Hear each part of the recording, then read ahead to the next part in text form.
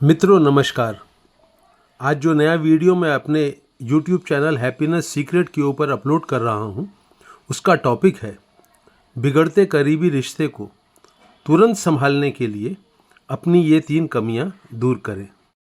अपने जीवन साथी के साथ, करीबी दोस्तों के साथ, परिवार में, रिश्तेदारों के साथ, पड़ोसियों के साथ बहुत बारी आपको समझ में नहीं आता कि दोनों आदमी दिल के अच्छे हैं, पर फिर भी उनके बीच का रिश्ता बिगड़ता क्यों जा रहा है। तो आज इसी मुद्दे पर बात करेंगे हम। ये समझना तो कठिन नहीं है कि कुछ ना कुछ तो गलत हो रहा है, एक तरफ से या दोनों तरफ से। जहाँ प्यार की मिठास होनी चाहिए, दोस्ताना हंसी मजाक होना चाहिए, एक दूसरे की कद्र होनी चाहिए, इज्जत होनी चाहिए, वो खोते जा रहे हैं, रिश्ता बिगड़ता जा रहा है। तो आपके अंदर ये जो 3 कमियों की आज मैं चर्चा करने जा रहा हूँ, अगर इनमें से कोई भी मौजूद है तो उसे आज ही से दूर करें। आपके करीबी रिश्ते निश्चित ही सुधरने लगेंगे।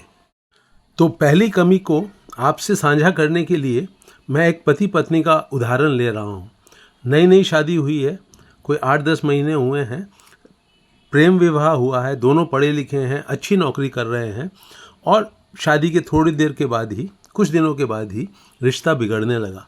आपस में बहुत बहस होती है, तकरार भी बढ़ जाता है, कभी कभी मुंह फुलाकर एक दूसरे से पीट करके सोते हुए कई कई दिन गुजर जाते हैं। तो ये सब जो हो रहा है, इसके पीछे जिस कमी को मैं जिसकी महत्वपूर्ण भूमिका मानता हूँ, वो है अपने आप को सदा सही समझना, दूसरे को गलत समझना, अपने आप को समस्याओं का जो सामना करते हैं हम, उनका हल बताने के लिए दूसरे इंसान से ज़्यादा होशियार मानना। आइए इसे ज़रा विस्तार से समझते हैं। इन पति पत्नी के सामने कोई भी चुनौती आए, कोई भी समस्या खड़ी हो, कोई भी मुद्दा अपना सिर उठाए, ये दोनों फटाफट उसका हल एक दूसरे को बताने लगते हैं। दूसरे की कोई सुनता ही नहीं।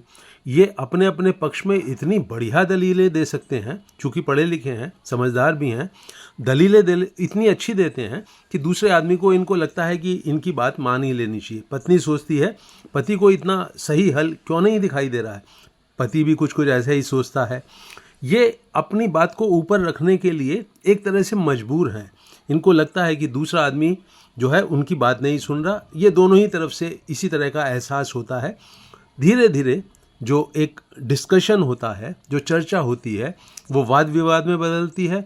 फिर कहीं कहीं की बात याद आके कड़वाहट और गहरी होती जाती है, और फिर ये एक दूसरे से नाराज़ होकर अपने अपने काम में लगते हैं। मुद्दा जो भूल ही जाते हैं आपस में से। जो प्यार की मिठास है, गर्माहट है, जो ढंग से एक दूसरे के साथ बोलना है, एक दूसरे की ज़रूरतों का, जिम्मेवारियों का जो ध्यान रखना है, वो कमज़ोर पड़ता जा रहा है। अपने आप को सदा सही समझना, दूसरे से ज़्यादा होशियार मानना, दूसरे को थोड़ा सा कम अक्ल मानना, ये एक पहली कमी है जो करीबी रिश्तों में खटास पैदा करती है, कड़वाहट पैदा करती है। और इसका हल आसान है मित्रों। दूसरा आदमी जब तक अपनी बात कंप्लीटली ना कह दे आपसे, तब तक इस इंसान को बहुत अटेंशन के साथ, बहुत सजग होकर उसकी बात शुरू से अंत तक सुननी चाहिए। और फिर अगर कुछ क्लियर नहीं है, कुछ साफ नहीं है, तो सवाल पूछने चाहिए। फिर जब ये बोलना शुरू करे तो दूसरे इंसान को उसकी बात शुरू से आखिर तक सुननी चाहिए। और जब इस तरह से एक दूसरे की बात कंप्लीटली सुनी जाती है, तो जो दोनों तरफ की दलीलें हैं, जो दोनों तरफ के पक्ष विपक्ष में बोलना है, वो उस कमरे में जहाँ ये बैठकर इस इशू को सुलझाने के लिए चर्चा कर रहे हैं, उसके माहौल में वो सब के दोनों के बीच में एक तरह से आके टंग जाता है, और फिर दोनों को दिखाई देने लगता है कि सही हल क्या होगा। यही है दोस्तों चर्चा करने का आपस में मुद्दों पर, चुनौतियों पर सही तरीका, कि दोनों पक्ष शुरू से आखिर तक एक दूसरे की बात सुने और एक दूसरे की बात को काटे नहीं, अपनी बात कहें, सुनते रहे, कहते रहें। और अंत में जब बहुत ये इसमें एक समझदारी है कि जो हल है फिर दोनों को इकट्ठा दिखाई देगा। कुछ ये छोड़ेगा, कुछ वो छोड़ेगा, कुछ इसकी बात मानी जाएगी, कुछ उसकी बात मानी जाएगी, और फिर एक सही हल दोनों को दिखाई देने लगेगा। इनके बीच में जो प्यार का रिश्ता है, अपनेपन का रिश्ता है, वो फिर लौट आएगा। और दूसरी कमी उसको बताने के लिए मैं एक सास बहू की रिश्ते की बात को आपके सामने रखता हूँ, जो मेरी समझ है उसे साझा करने के लिए। यहाँ सास बहू की बात सुन लेती है, बहू सास की बात सुन लेती है, फिर भी इनके बीच में टकराव बढ़ता जाता है। क्यों? इसका भी एक कारण है दोस्तों। जब हम कुछ बोलते हैं, दूसरा उसको सुन रहा है, पूरे ध्यान से सुन रहा है, लेकिन जब हम कुछ भी बोलते हैं किसी भी समस्या को सुलझाने के लिए, किसी भी अड़चन को सुलझाने के लिए, तो हम सिर्फ और सिर्फ अपने हित को ध्यान में रख के बोलते हैं। हमारे अपना जो फ़ायदा है, अपनी जो खुशी है, वो सबसे ऊपर रख के फिर हम अपने जो दलील है उसको देना शुरू करते हैं। ये तरीका ठीक नहीं है मित्रों। स्वभाव से ये बात ठीक है कि हम लोग स्वार्थी हैं, अपने हित की बात ही ज़्यादा सोचते हैं, लेकिन इसका एक दूसरा पहलू भी है। कभी आप जीतें, कभी दूसरा जीते, कभी आपकी बात मानी जाए, कभी दूसरे की बात मानी जाए, कभी जो इसमें आपको खुशी मिलती है वो पूरा हो, कभी जिसमें दूसरे को खुशी मिलती है वो पूरा हो। तो ये एक जीवन का ऐसा नियम है जिसका पालन हम सबको करना चाहिए। तो हमेशा मेरी ही बात, मेरे ही हित की बात, मेरी ही खुशी को ध्यान में रख के दूसरा आदमी व्यवहार करे, हाँ बोलता चला जाए, जो कुछ भी सुझाव देना है एक आदमी का, वो रिश्ते में दूसरा उसको हाँ हाँ हाँ हाँ करता चला जाए, ये कभी संभव नहीं होता। इस तरह के रिश्ते ना देखने में आते हैं। अगर दूसरा आदमी किसी कारण से, जैसे यहाँ बहू है, अगर वो चुप भी रहती है तो मन ही मन उसके एक खींच पैदा होती है, गुस्सा पैदा होता है, और वो जो सास की इज्जत है वो एक बहुत सतही तरीके से तो कर सकती है, लेकिन दिल में उसके दिल में सास की इज्जत खोती चली जाती है। तो किसी भी मुद्दे का सामना करते हुए, किसी भी चुनौती का सामना करते हुए करीबी रिश्तों में आप ये ध्यान रखें कि आपको अपनी ही खुशी को ध्यान में रख के नहीं बोलना है, अपने ही हित को ध्यान में रख के नहीं बोलना है। ये ध्यान रखें कि ये जो इस समस्या का जो समाधान है वो एक तरह का उसमें बैलेंस हो, एक तरह का उसमें समझदारी हो, जिसके की कारण वो जो एक सही हल है वो दिखाई देगा। तो तब दिखाई देगा जब आप दूसरे के हित को, दूसरे की खुशी को ध्यान में रख के किसी समस्या को सुलझाने का प्रयास करेंगे।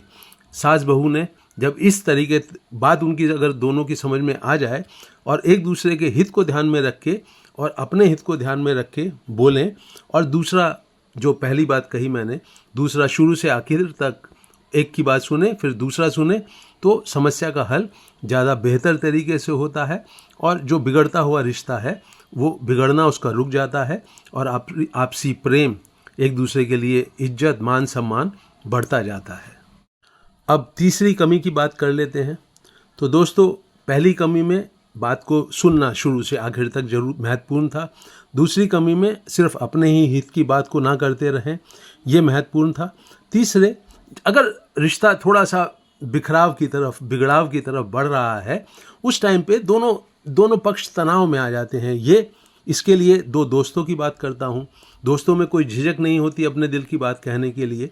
अगर आपसी टकराव होता है किसी चुनौती को लेकर, मुद्दे को लेकर, किसी बात को लेकर, तो जो इनका अपना जो टेम्पर है, जो अपना एक गुस्सा है, चिढ़ है, कड़वा बोल देने की एक जो चीज़ है, इसकी एक स्वतंत्रता होती है दोस्तों के बीच में, ये भी वही करते हैं।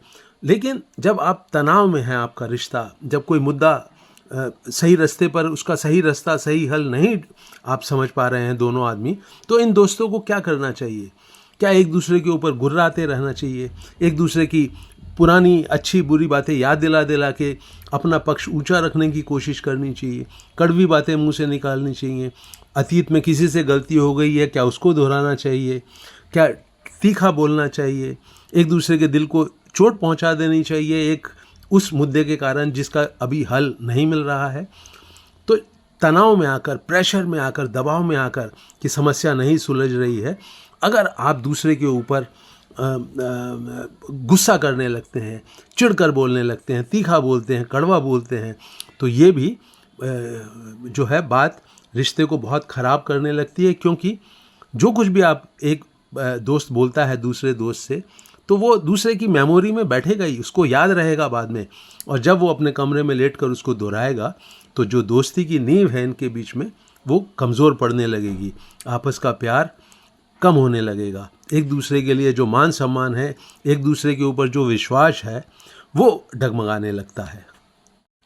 तो जब भी करीबी रिश्ते में कोई भी जो दो पक्ष हैं, अगर वो तनावग्रस्त हैं, अगर वो किसी दबाव में हैं, किसी एक का मूड खराब है, दोनों का मूड खराब है, तब मुद्दे की बात को अलग करके और थोड़ी सी देर के लिए शांत होकर अलग अलग हो जाना बेहतर रहता है। और जब वापस आएँ तो एक दूसरे के साथ सबसे पहले ये कहें कि हम अपनी भाषा के ऊपर नियंत्रण रखेंगे, अपने शब्दों को इस तरह से उनको चुनेंगे कि एक दूसरे के दिलों को चोट ना पहुंचाएं।